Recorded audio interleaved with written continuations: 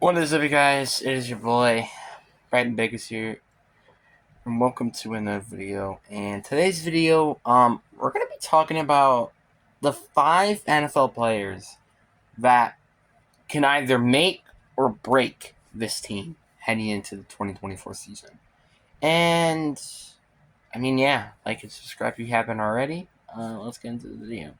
I just want to, make my intros very quick so then I can, get into the videos. That's what you guys are here for, right? You don't care about me. Just kidding. That's a joke. I mean, like, seriously, if you didn't care about me, you wouldn't subscribe already. Or like any of my videos. Or comment on any of my videos.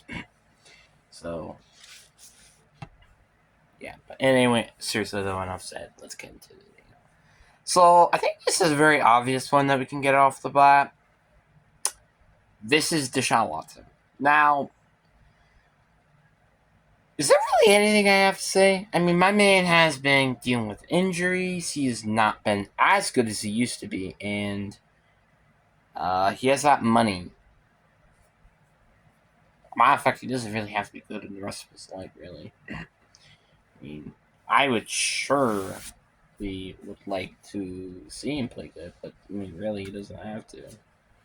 Because he kind of could just stay there as long as he wants. So, yeah.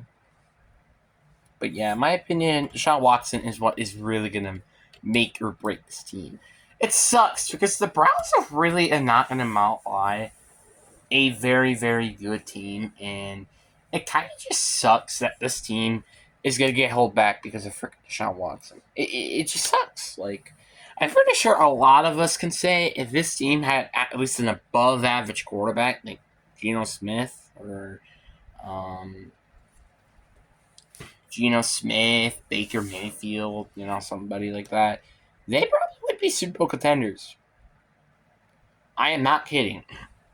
Like, seriously, I honestly am a little surprised that they don't end up making a trade for a quarterback because it makes a lot of freaking sense.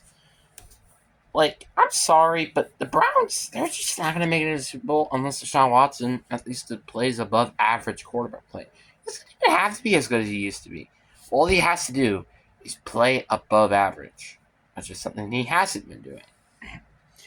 Then you got number 2, and I think this is a pretty easy one. It's Christian McCaffrey. Now, obviously, I know Christian McCaffrey has been healthy for a while now, but is everybody just going to forget that this man was a complete injury-prone running back for some reason? Did everybody just forget about that? Apparently so. Christian McCaffrey was dealing with a lot of injuries before they went to San Fran, which honestly, with how bad that team's history is in getting injured, I'm very surprised he's yet to get hurt.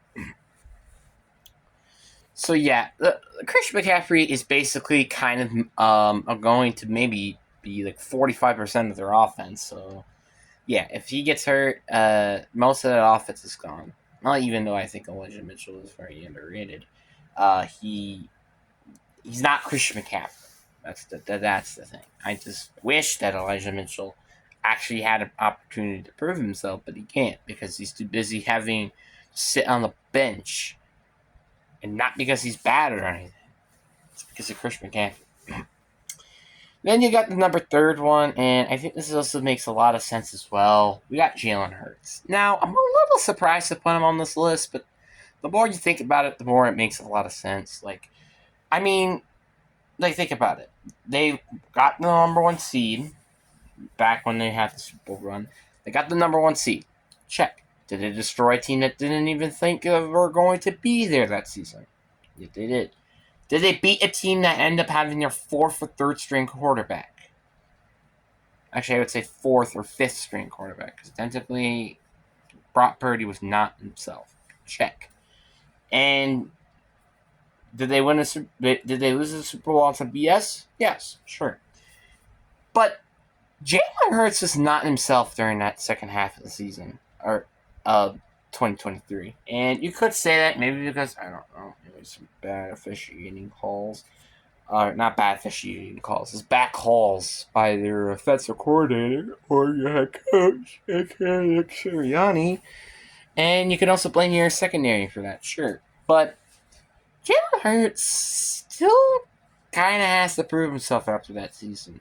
It's like the same thing with Joe Burrow. I mean, well, I guess that maybe that's not the case, but still, that team really can play very well, and Jalen Hurts can play well. I mean, it literally. I think they got better this offseason with introducements of Devin White, Saquon Barkley, bringing back AJ Brown, etc. But like honestly, I don't really like. This is, in my opinion, definitely maybe a top 5 team out there to being a Super Bowl contender. So I think it makes a lot of sense for them to be here. And then you got the number 4 team, and the number 4 team, we got the Bengals O-line. Now, why do I say that? It's because their O-line has been a complete mess, and it's been their biggest need for so long now. It's actually insane. And the O-line definitely did get better during the offseason. They got Trent Brown. They got Amarius Mims, which probably will be a rotational piece, which is fine. But this O-line is going to either make or break this team. Because Joe Burrow, after all, did have an injury, which unfortunately ended his career. Not ended his career, ended the season for him. So, and basically ended your season. No offense to Jake Browning, but like, kind of took a little bit to have him actually get good. So,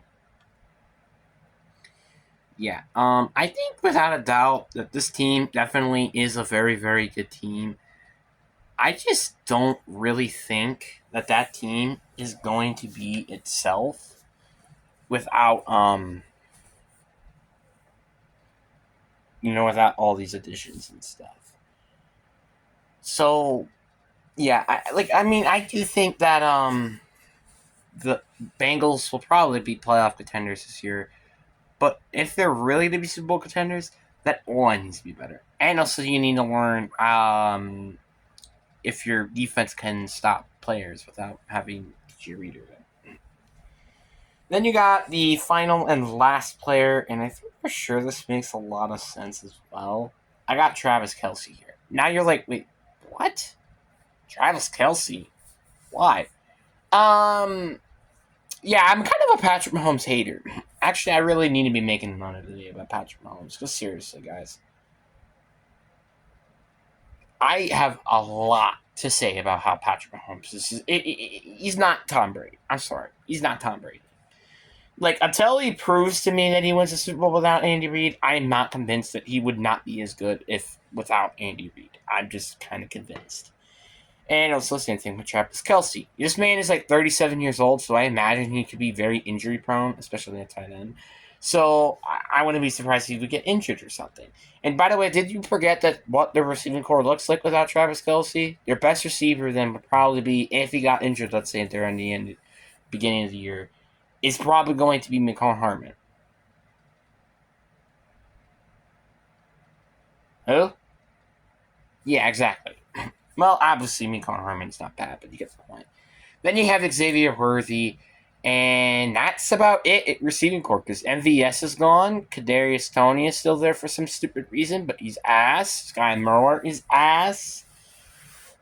Yeah. Yeah. It's not looking too good for the Chiefs. And if, let's say, for example, Xavier Worthy, I don't know, it sucks, which I don't know. Kind of reminds me of a few other players who end up being the fastest players in their draft and end up still freaking sucking. Can I you, Tyquan Thornton and John Ross? So yeah, I just don't understand the purpose of them being good. I just can't see them being good because of, well, yeah. Travis Kelce is basically going to make or break this team. I guess you could say the same thing with Chris Jones, because without those two players, in my opinion, this defense is, or offense, well, I guess this team is just a big, gigantic rip. It's not an entire rip, because obviously they got Patrick Mahomes and Andy Reid, but it's a pretty big dent, I would say. A pretty big dent, I would say. The reason why, though, again, I still think Patrick Mahomes is very overrated. And again, I might as well just make this in a different video, but one reason is, again, I think it's because of Andy Reid, but also just because he's had an all-pro tight end his entire career. Did he step back a little bit during this year? Sure. Is that expected for a 36-year-old? Yes. Like, seriously. I don't think we haven't had like a 40-year-old tight end ever. I guess besides I think Benjamin Watson, who retired like 4 or 5 years ago. I think it's actually not been that long, which is kind of ridiculous. But like you get the point. It's interesting. But anyway, guys, I really do hope you guys enjoyed this video. Peace.